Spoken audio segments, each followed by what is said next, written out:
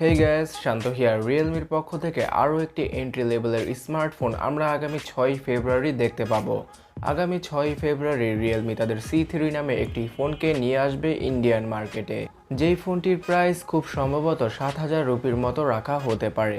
তাছাড়া এই ফোনের বিশেষত্ব হবে গিয়ে বিগ ব্যাটারি এবং মিডিয়াটেকের G70 প্রসেসরটি।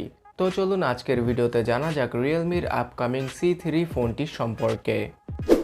বিল্ড কোয়ালিটির কথা বলতে গেলে প্লাস্টিক ফ্রেম এবং পলিকার্বনেটের ব্যাক সাইডের সাথে আসবে এই ফোনটি, তবে ফ্রন্ট সাইডে আমরা দেখতে পারবো একটি নচ যুক্ত ডিসপ্লে, যেখানে কিনা নচের মধ্যে থাকতে পারে 13 মেগাপিক্সেলের একটি সেলফি ক্যামেরা। তাছাড়া এই ডিসপ্লেটির রেজুলেশন হতে পারে HD+।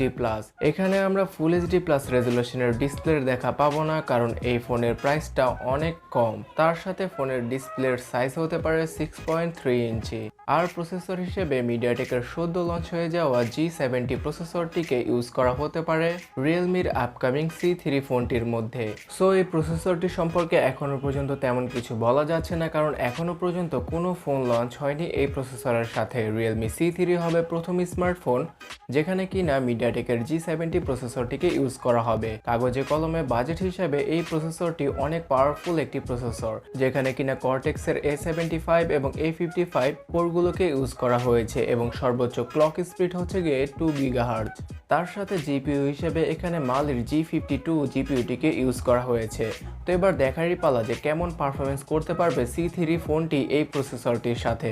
এবং রিয়েলমি C3 ফোনটির ব্যাটারি ব্যাকআপ নিয়ে আমাদেরকে কোনো প্রবলেমে পড়তে হবে না, কারণ এখানে 5000 mAh এর একটি বিগ ব্যাটারি ইউজ করা হতে পারে। তার সাথে ফাস্ট চার্জিং ফিচারও থাকতে পারে, তবে বক্সের মধ্যে হয়তো রিয়েলমি ফাস্ট চার্জারটি প্রোভাইড করতে নাও পারে। তার সাথে রিয়েলমি C3-র ক্যামেরা সেটআপের কথা বলতে গেলে ডুয়াল ক্যামেরা সেটআপ আমরা রিয়ার সাইডে দেখতে পেতে পারি। এখানে 12 মেগাপিক্সেলের প্রাইমারি সেন্সরের সাথে একটি 2 মেগাপিক্সেলের ডেপথ সেন্সর ইউজ করতে পারে রিয়েলমি। আর সেলফি ক্যামেরার কথা তো আগেই বললাম। তার সাথে এই ফোনটির রিয়ার ক্যামেরা দ্বারা 240 fps এর স্লো মোশন ভিডিওগুলো রেকর্ড করা পসিবল হবে। এর কারণ হচ্ছে গিয়ে মিডিয়াটেকের G70 প্রসেসরটি দ্বারা 240 fps এর স্লো মোশনের ভিডিওগুলো রেকর্ড করা পসিবল। আর এই প্রসেসরটির মধ্যে মিডিয়াটেক সবচেয়ে বেশি গুরুত্ব দিয়েছে AI এবং 4G কানেক্টিভিটিকে। তাছাড়া এই ফোনটির বিশেষ ফিচার হবে গিয়ে রিয়ার মাউন্টেড ফিঙ্গারপ্রিন্ট স্ক্যানার। রিয়েলমির C সিরিজের কোনো ফোনে এখনো পর্যন্ত আমরা ফিঙ্গারপ্রিন্ট স্ক্যানারের দেখা পাইনি, তবে C3 ফোনটির মধ্যে থাকবে রিয়ার মাউন্টেড ফিঙ্গারপ্রিন্ট স্ক্যানার। তার সাথে সফটওয়্যার বেস ফেস আনলকের সুবিধা তো থাকবেই। তো এবার দেখারই পালা আগামী 6 ফেব্রুয়ারি রিয়েলমি C3 ফোনটির মাধ্যমে নতুন কি উপহার দিতে পারে রিয়েলমি আমাদের।